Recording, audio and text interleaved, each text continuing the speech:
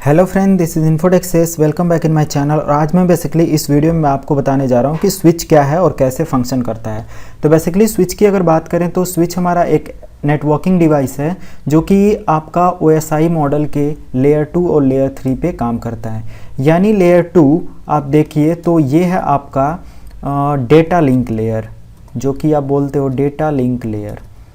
तो यानी इस लेयर पर भी ये काम करता है। और साथ में देखा जाए तो ये L3 मतलब कि ये नेटवर्क लेयर का भी डिवाइस बोला जाता है। तो दोनों लेयर पे ये कैसे काम करता है, कैसे हम पता करते हैं कि ये आपका नेटवर्क लेयर का डिवाइस है और ये आपका डेटा लिंक लेयर का डिवाइस है। तो डेटा लिंक लेयर का जो डिवाइस है बेसिकली देखा जाए तो ये अनमैनेजेबल स्विच की यहाँ पे बात कर रहे हैं, मतलब कि जिसको आप मैनेज नहीं कर सकते, जिसका कंसोल को एक्सेस नहीं कर सकते। तो ये अनमैनेजेबल स्विच की बात कर रहे हैं। और यहाँ पे जो L3 की बात यहाँ पे हो रही है, ये आपके मैनेजेबल स्विच की बात हो रही है, जो कि सिस्को के राउटर स्विचेज अवेलेबल हैं उन सारी चीज़ों के बारे में। तो बेसिकली L2 और L3 में अब डिफरेंस क्या है ये मैं थोड़ा सा आपको बता दे रहा हूँ कि अगर आपका L2 की यहाँ पे बात करिए तो ये आपका ऐसा डिवाइस है जो कि अगर एक ऐसे आपने इसके थ्रू 10-5 कंप्यूटर या 2-4-6 कंप्यूटर आपने कनेक्ट कर रखा है, तो ये क्या करता है कि इजीली जैसा इसको नेटवर्क में ट्रैफिक आया तो उसके अकॉर्डिंग ये इनको डेटा सेंड करता रहेगा। बाकी आप इस पर्टिकुलर स्विच को एक्सेस नहीं कर सकते हो, यानी ये अनमैनेजेबल है। अगर मैनेजेबल की बात करें तो आप चाहो तो जैसे कि ये 3 मान लिया यही अब मैनेजेबल का काम कर रहा है। तो मैनेजेबल में क्या है कि अगर ये होस्ट और ये होस्ट 3 होस्ट हैं, आप पर्टिकुलर किसी होस्ट को ब्लॉक करना चाहते हो कि वो नेटवर्क से डेटा को सेंड ना कर पाए, रिसीव ना कर पाए, जैसा भी आप कॉन्फ़िगरेशन करना चाहते हो वैसा कर सकते हो। तो बेसिकली यही लिटिल बिट डिफरेंस है दोनों के बीच में। अब मैं आपको बता देता हूं कि अगर आपने स्विच यूज करना है तो कौन सा बेटर है आपके लिए और कैसे आप काम करते हो। तो सबसे पहले मैं यहाँ पे बात करता हूँ स्विच के कुछ प्रोटोकॉल्स के बारे में। तो देखिए बेसिकली यहाँ पे मैं बात करता हूँ कि अगर एक स्विच है तो मैं यहाँ पे बेसिकली मैनेजेबल स्विच की बात करता हूँ। L3 लेवल का जो स्विच है, तो मान लिया ये स्विच है और इस पर ये कुछ पोर्ट हैं। तो स्विच आपका 8 पोर्ट, 4 पोर्ट और देखा जाए तो ये 24 पोर्ट और 48 पोर्ट, बहुत सारे पोर्ट में अवेलेबल है। और यहाँ से कोई होस्ट कनेक्ट है और यहाँ से कोई होस्ट कनेक्ट है। तो स्विच का कॉन्सेप्ट कैसे होता है, जैसे यहाँ पे कोई होस्ट कनेक्ट है। ये L3 स्विच की बात है, यानी लेयर 3 स्विचिंग की मैं बात कर रहा हूँ। तो लेयर 3 स्विचिंग कैसे है, क्या है, सारी चीज़ें आप इसमें सीख सकते हैं। तो अंत तक देखते रहिए वीडियो को और इसका कम्युनिकेशन भी मैं करके दिखाऊंगा। तो ये मान लिया होस्ट 1 और ये होस्ट 2, ये सारे लोग हैं, जैसे ये H1 होस्ट 1 और ये होस्ट 2 और ये होस्ट 3 ये है। अब इसका IP का भी कुछ कॉन्फ़िगरेशन कर देते हैं। मान लिया 10.0.0.1 IP पे वर्क कर रहा है और ये 10.0.0.2 IP पे वर्क कर रहा है और ये 10.0.0.3 IP पे वर्क कर रहा है। फॉर एग्जाम्पल देखा जाए तो इनका जो मैक एड्रेस है, फॉर एग्जाम्पल मान लेते हैं, मैक एड्रेस तो 12 डिजिट का होता है, बट मैं ऐसे ही गेस कर लेता हूँ कि मान लिया मैक A और इसका जो मैक एड्रेस है वो B है और मान लिया इसका जो मैक एड्रेस है वो आपका क्या है, C है।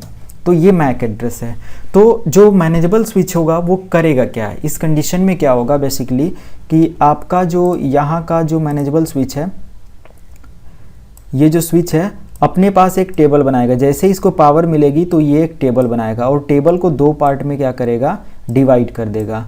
तो इन 2 पार्ट में डिवाइड करने का इसका एक ही मतलब है कि यहाँ पे ये IP की डिटेल को बताएगा और यहाँ पे ये मैक की डिटेल को बताएगा। सॉरी, यहाँ पे ये मैक की डिटेल को।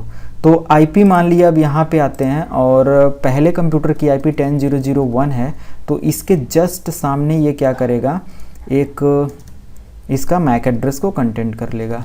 ऐसे ही दूसरी IP 10.0.0.2 है, तो इसके जस्ट सामने ये क्या करेगा, आपका B मैक एड्रेस को स्टोर कर लेगा और यहाँ पे B। और मान लिया 10.0.0.0.3 है, तो इसके सामने ये क्या करेगा, C मैक एड्रेस को स्टोर कर लेगा। यहाँ पे ये हो गया।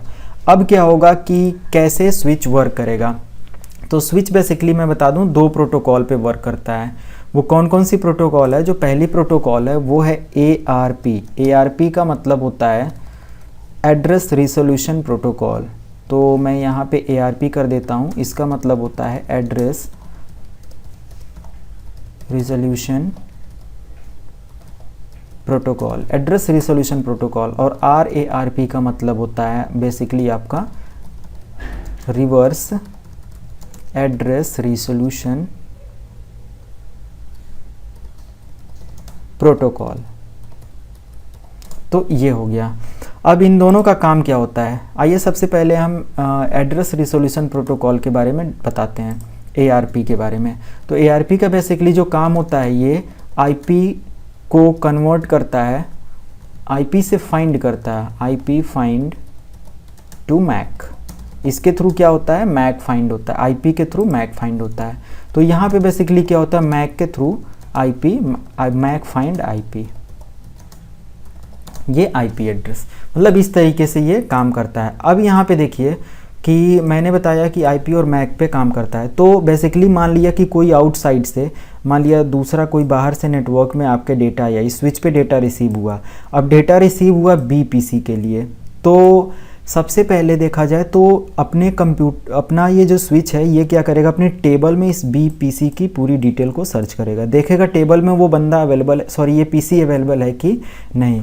तो यहाँ पे इसको देखा कि ये होस्ट 2 जो है वो अवेलेबल है और जिसका IP एड्रेस ये है, क्योंकि IP के ही थ्रू डेटा आएगा और उसके थ्रू ये मैक आइडेंटिफाई करके क्या करेगा कि इस स्विच के थ्रू किस पोर्ट पर वो अवेलेबल है वो पर्टिकुलर होस्ट, उसको वेरीफाई कर लेगा। मतलब कि IP से पता चल जाएगा मैक एड्रेस, और फिर ये मैक RARP प्रोटोकॉल तुरंत क्या करेगा, इसको कन्वर्ट कर देगा इसी IP एड्रेस में, और इस IP एड्रेस से फिर इस IP पे आपका वो पर्टिकुलर डेटा क्या हो जाता है, रिसीव हो जाता है। तो इस तरीके से आपका स्विच काम करता है।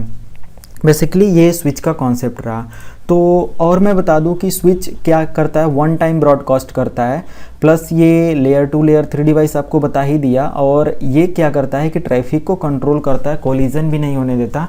प्लस आप जैसा चाहे वैसा कॉन्फ़िगरेशन लेयर 3 के स्विचेज पे कर सकते हो। प्लस 2 स्विच को कैसे कनेक्ट करना है, अब इस पे कैसे आप कंप्यूटर होस्ट मैनेजेबल स्विच पे कनेक्ट करते हो, कैसे इसको मैनेज करते हो, सारी चीज़ें मैं इसके बारे में आपको बता देता हूँ। तो आज की वीडियो में बस इतना ही, मिलते हैं नेक्स्ट वीडियो में। आई होप कि वीडियो आपको पसंद आया होगा। अगर वीडियो आपको पसंद आया तो एक लाइक करें, सब्सक्राइब करें और फ्रेंड के साथ शेयर जरूर करें। Thank you.